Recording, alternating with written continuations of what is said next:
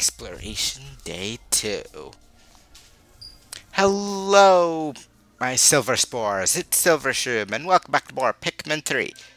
Silver Spores might be dumb enough to work. In the last episode, we controlled Alf and discovered red Pikmin and took off into the skies. I really should plan my intros before jumping into these. I've tracked down Brittany's signal. Right now, finding her is my highest priority. However, I'm also very concerned that our cosmic drive key is now missing. If I don't find that, the Drake won't be able to fly fast enough to get us back to Kopai. That would be very, very bad. So anyway, a few things we can do on this menu screen. We can, of course, land and start the day. Or we can click here to go back to an earlier day. What's interesting is that when you go to the new file, it shows that they had 7 days worth of juice instead of the 3 they were left with after the crash landing. And on the gamepad, it actually says the report from the previous day. So I might as well read the new one for you. PNF 404, here we come. The Sparrow's data indicates unlimited food resources. I can't wait to see the look on everyone's face when we bring unlimited food back to Kopai. Wow, my first trip to another planet, and I'll be saving my home, too. My whole body is shaking with excitement, or space sickness, not sure which. Either way, I have a landing to prepare for. Alf.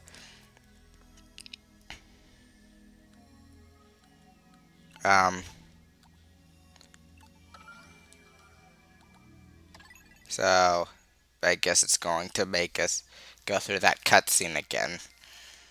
Not a problem. So, we search for signals, and we have the new area, the Garden of Hope. Now, you'll notice the Garden of Hope looks a lot like Australia. The layout of PNF 404 is actually based on what scientists believe the Earth will look like in several million years with Pangea Ultima. And here the Tropical Wilds is where we were yesterday. And if we try to land, this is where I crash landed. But exploration will have to wait for later. I need to prioritize finding Brittany first. And it looks a lot like Antarctica, ironically. And we can also press minus to check in with Alf.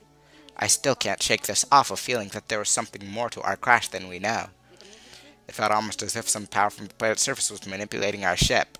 You mean like gravity? No, I'm kidding. So anyway, without further ado, let's go to the Garden of Hope.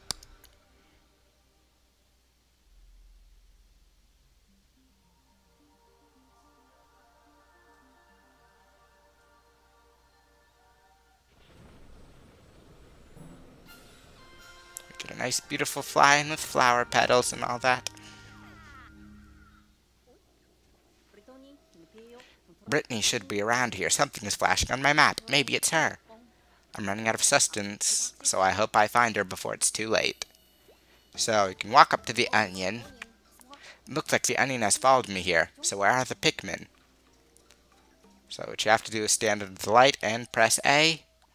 Then you can choose to call return Pikmin. You can hold down this button, or you can use the control stick to decide how many Pikmin go where. So might as well take out all 21. What else would you do this early in the game? Oh, that's right. The data file I found explained all this. The onion is the Pikmin's nest. Press A under the onion. Pikminology number 2. Press A under the onion to take out or return Pikmin. You just had us do that. I'm going to install an application on the Copad that lets me check the Pikmin status remotely.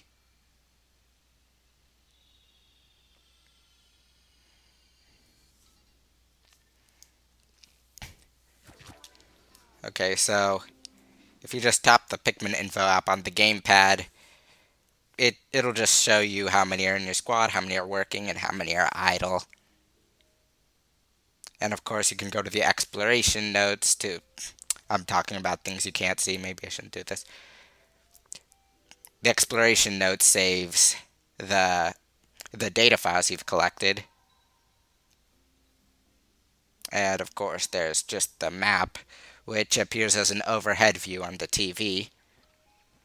And you can also use the camera function to take pictures of your surroundings, but the problem with that is that unlike the other apps, it does not stop time, so you gotta be careful about that. Any pictures you take can be uploaded to Miiverse, so you can share your adventures. This here is a dwarf Bulborb, staple of the Pikmin series. Throw a Pikmin onto its back, and it's instantly dead. Basically the Goombas of this series.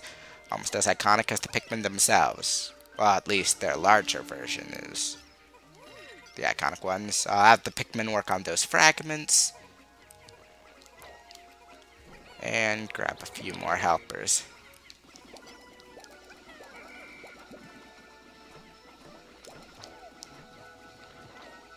Okay. Got our squad up to 28. And this is a white Spectralids. Yeah, you could kill it. Gives you one Pikmin if you take it back, but it can't attack you or anything. So, you're just killing an innocent creature. And they're done with those fragments.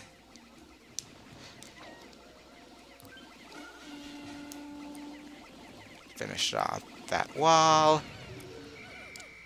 And there are more pieces to the bridge. Have some Pikmin grab that. And there's a data file under here.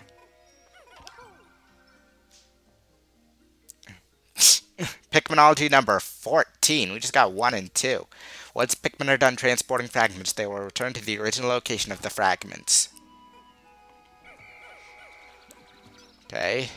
Like I said, that can sometimes be annoying, but it's overall pretty convenient. If you're just blindly sending them towards a bridge where you have no idea where it is, then it's helpful to know where they are. And check it out, our first large enemy, a Bulborb. These are very iconic enemies. I think we can sneak up on it. When the going gets tough, retreat to a hiding place and wait for an opportunity. Yes, most enemies you can hide from in these, like, plovers and stuff, so they won't notice you. The best way to deal with Bulborbs in this game is to lock on and then charge from behind. With a big enough squad, they cannot do anything. So just have 10 Pikmin carry him back. And here is an electric gate. For those of you who played Pikmin 2, you know that electricity was insta-kill in that game. Poor Pikmin. Trust me, they're fine. Yeah, electricity got a huge downgrade. It now cannot kill Pikmin whatsoever. It merely stuns them. It does, however, damage captains. Oddly. Not sure if there's anything else in the Pikmin series that can damage captains but can't kill Pikmin.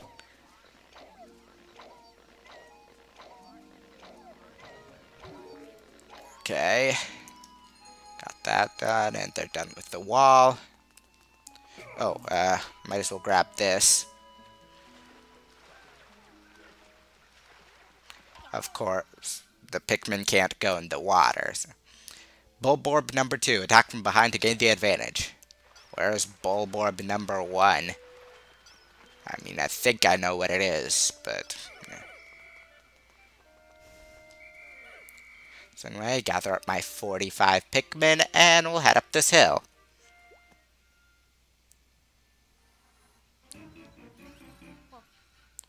Oh no! Brittany's just lying there. I hope I'm not too late. Nope, she's dead. I'll get over it.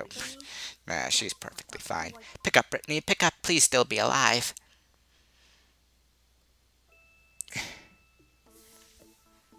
Alf, sorry about that. I was just taking a little nap. So, you're close by? Why wasn't I moving, you ask? Hee hee. Well, you know me. I'm a pretty sound sleeper, even with all these creatures creeping around. But never mind that. Listen, I discovered what looks like a piece of fruit. It's over there. but I'm kind of stuck here for the time being. Could you go and check it out for me? Okay, so we have located Brittany, but she's kind of stuck. So I'll walk over here and voila, a strawberry. Wow, it's even bigger than I thought it would be. If this giant thing really is fruit, then we've hit the jackpot. I'd like to analyze it at the Drake, but how do I get it there? With your entourage of creatures that like to carry stuff. So it takes 3 Pikmin to carry, can put 6 on there. And you can see right here, there's actually a tiny strawberry growing in its place. Brittany's on the other side of this wall. So you can try to break it, this crystal wall. And you throw a specific type of Pikmin to break this wall. How do you know there are other types of Pikmin? You just met these guys yesterday. So walk into this cave, and there are a ton of crystals around. What is that thing? Voila! This is a Medusal Slurker. Is there something inside that thing? Why, they needed to design a new enemy when there was a Pikmin... When there was an enemy in Pikmin 2 that did the same thing this thing does. Called the Greater Spotted Jelly Float. Too many things going on at once. These are rock Pikmin. So the Medusal Slurker just absorbs Pikmin into its body, but it can't kill them. But I destroyed that thing way faster than I usually do. I just started throwing Pikmin. Are these creatures Pikmin too? They're giving me a funny look. So rock Pikmin are a brand new type of Pikmin to this game. What are they doing? Okay, so you can call them to your side, and when you throw them, they do a lot more damage than when they're just running at it. Rock Pikmin work a lot differently than other types. There, that should do the trick.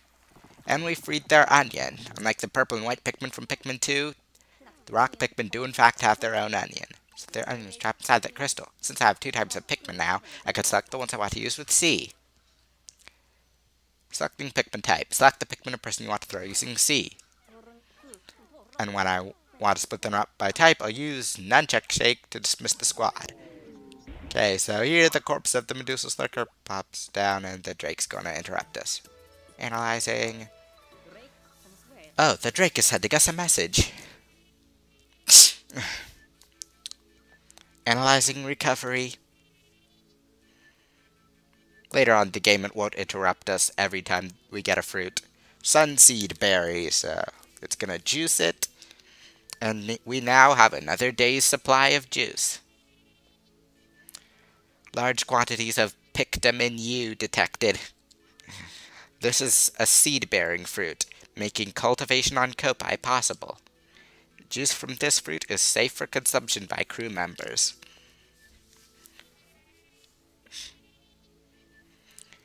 I'll add a fruit file to the Copad where we can store the results of our analysis. So, going to have a new app for our Copad. But since I don't know much about plants, I'll ask Brittany to write the reports. She is the botanist after all. So I've got a captain, an engineer, and a botanist on this expedition. Red Pikmin are back there. Yesterday's foes, today's food. Wow, nature's unforgiving. Data file. Rock Pikmin are very hard, like rocks. Number 1, yeah. Gee, I wonder why they're called rock Pikmin.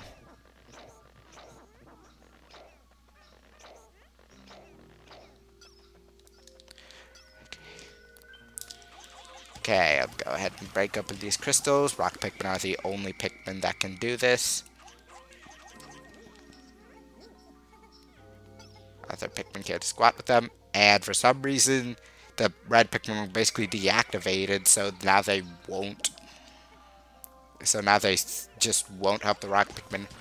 And unlike in previous games, it doesn't matter what type of Pikmin is close to you. It'll keep throwing the type you've selected until you run out.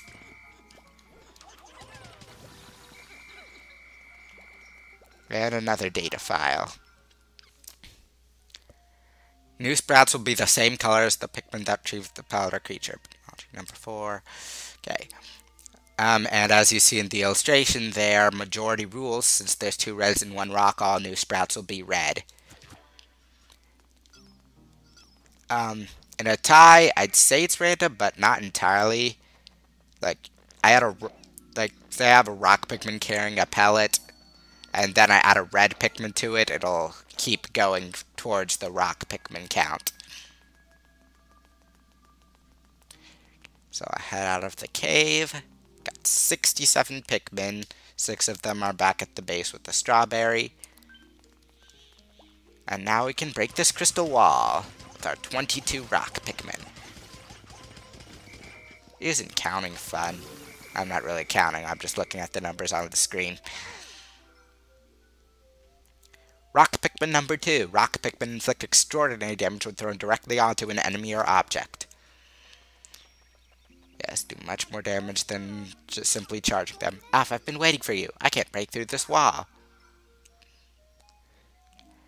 Throwing leaders. Throw teams to places that can't be reached on foot. Anyone who's played Pikmin 2 would recognize the 3 characters in this image. Do something, Alfie. Yeah, we'll just throw living rocks at it.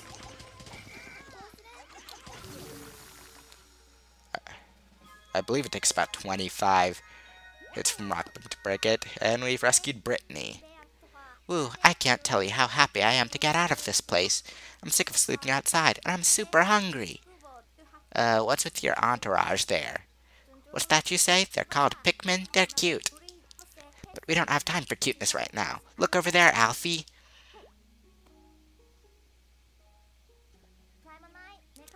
Let's work together and nab that huge piece of fruit.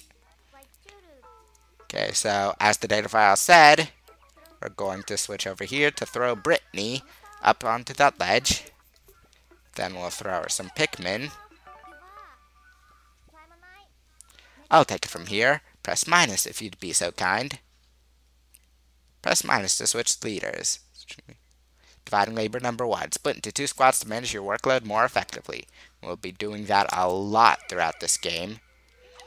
You really gotta know how to multitask if you want to get anywhere in the Pikmin series. Well, obviously not the first game, because you only had Olimar. But even then, you could have Pikmin work on one task and then go do something else. When they introduced Louie in Pikmin 2, that really complicated things. I haven't acknowledged the existence of these enemies. They're called Scutter Chucks. They'll pick up crystal nodules and chuck them at your Pikmin. You can break the crystal nodules to get rid of their ammo. If they have nothing, they'll just toss your Pikmin in the air and it won't kill them. Bulborb number 1. Bulborb's eyeballs are its weakest point. So anyway, 1 direct hit from Rock Pikmin will kill a Scutter Chuck.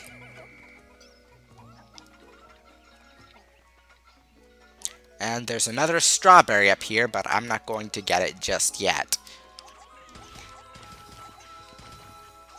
So I'll have the Rock Pikmin break this crystal. And 20 more fragments in here.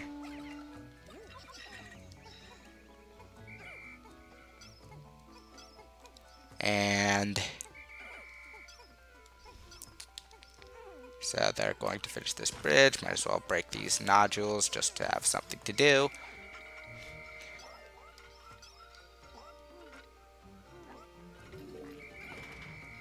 And they are done. And now I'm going to go back for this strawberry, because if you go over here, we have created a shortcut back to base. Pikmin will always try to take the shortest route to their destination, which isn't always the smartest route. So now we can break down this crystal wall. Get more rock Pikmin here. And that's taken care of. And the fruits recovered. Now Am I missing any Pikmin? Oh, I left Alf there. Oh well, guess it's not much of a problem. Especially because of the ability we're about to get.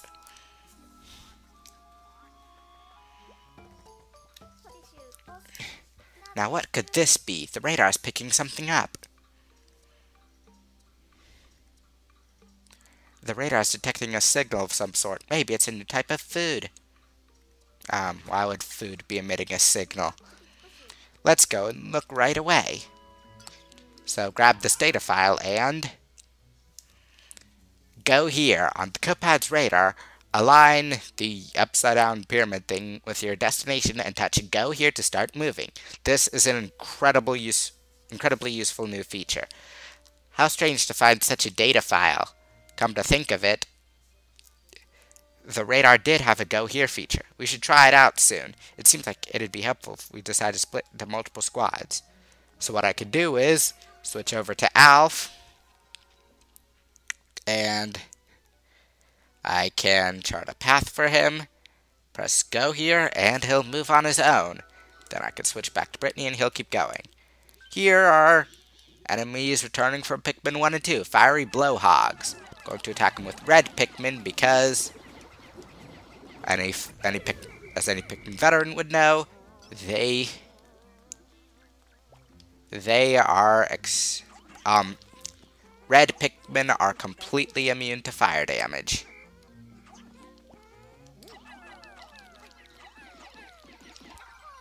And this data file, pellets received, Pikminology number 5, pellets retrieved by Pikmin of the same color produce more sprouts. So I believe if you mismatch a 5 pellet, it'll only give you 4 Pikmin instead of 5. Red Pikmin number 1. Red Pikmin are resistant to fire, as I just mentioned. So I'll have more Pikmin take on this fiery blowhog. And Alf's arrived. Good.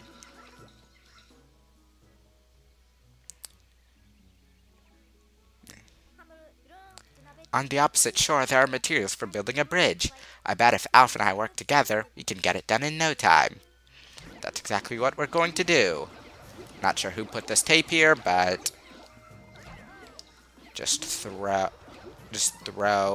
Oh, right. Went a little too far. Oh no, water is lethal to Pikmin. I need to blow the whistle with B to call the Pikmin back over here. Pikminology number 9. Help panicking Pikmin by using your whistle. So, any Pikmin with some sort of hazard, you gotta call them back so they don't die. But in this game, Pikmin tend to get out of the water on their own fairly easily.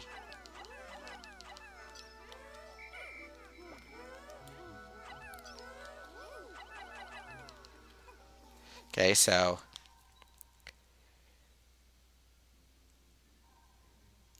I'm going to have Brittany you know what, Brittany? Give Alf the rest of these Pikmin, and I want you to go over here to where the rock onion is. So I'll have Alf break this crystal.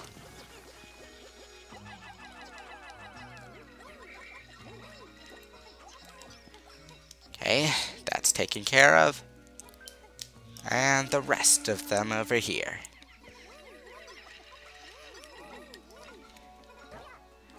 Is Brittany going anywhere?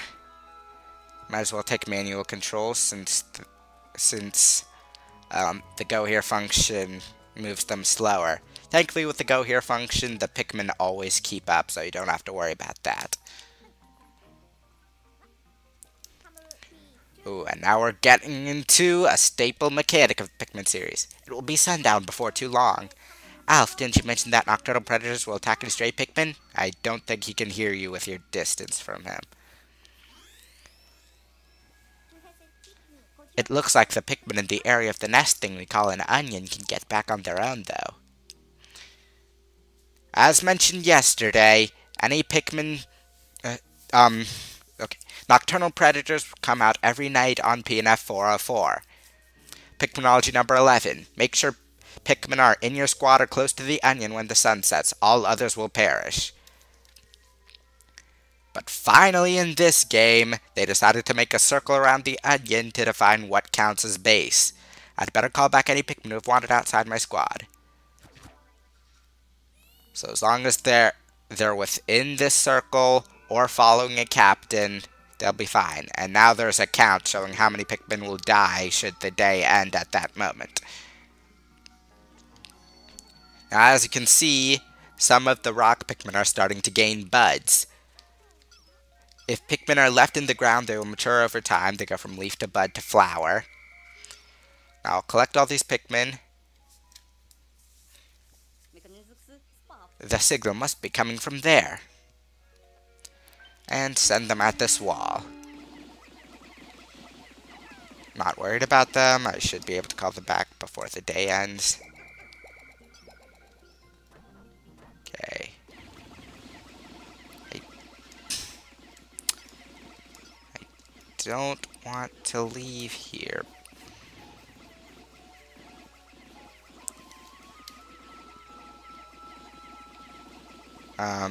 And you may have noticed the sun going across the screen.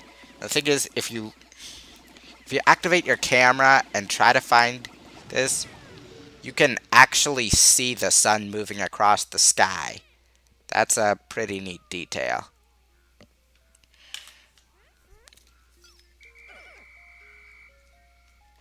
So I might as well venture a little further.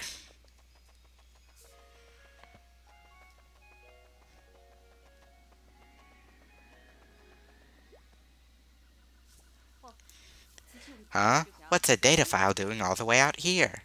You found them in some crazy places. What are you so surprised about? Journal entry number 3. My search for treasure continues with no luck, but I can't fly back home to Hockatate without procuring a few priceless artifacts. I'm sensing something valuable up ahead, but I'm also sensing danger. So if someone finds this data file, please send word to my son that I didn't make it. Captain Olimar. Captain Olimar? I can't say I've heard of him, but he's from Hockatate, eh? That's not far from Kopai. Strange planet. I've heard that Hockatations will do anything to get their hands on treasure. And they eat vegetables too. How bizarre. Poor fellow. Sounds like he ran into trouble up ahead. So yes, Captain Olimar is in this game. The protagonist from the first 2 Pikmin games. And the lucky contestant in Super Smash Bros. Contestant. Who recently got a palette swap character in the form of Alf. And now here's the 10-second countdown, signifying that he's just about over, and I should actually have Brittany pluck these rock Pikmin. So I don't have to worry about plucking them tomorrow morning. Yeah, I wanted to have them mature for as long as possible.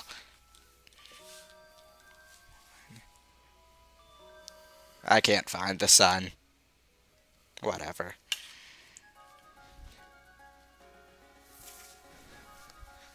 Okay, so no Pikmin left behind, and all Pikmin that are in the ground will be perfectly safe overnight. In fact, the night will give them enough time to become flower Pikmin, and they'll be stronger and faster. Woohoo, we did it! We did it! No eating here tonight. Yeah, no eating here tonight. Yeah, you're on a diet. Okay, so we're going into space with our 2 onions.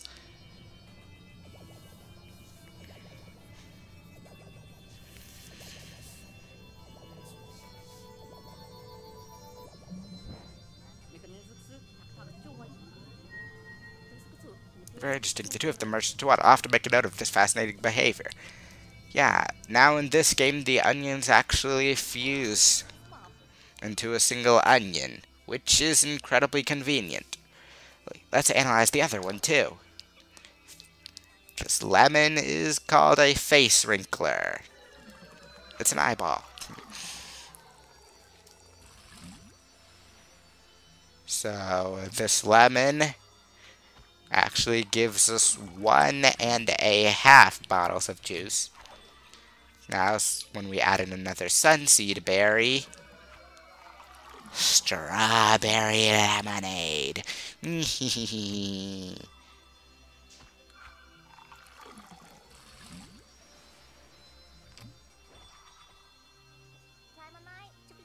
Oh, ration out the juice. No extra gulps for anyone. And even with 2 captains, still only use 1 bottle of juice per day. It's good to build a juice supply like this. We should be alright for a little while. And as you might expect, if you run out of juice, it's a game over. Well, you can run out of juice, but if you end a day with 0 juice, then it's game over. So now we have 58 red Pikmin and 36 rock Pikmin. Not bad. And no Pikmin death so far.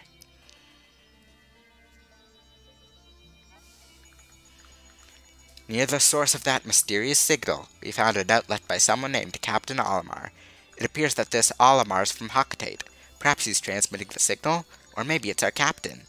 Tomorrow we'll have to find out what is going on. Alf. Next time on Pikmin 3, we're gonna track down that signal and see what's emitting it. See you then.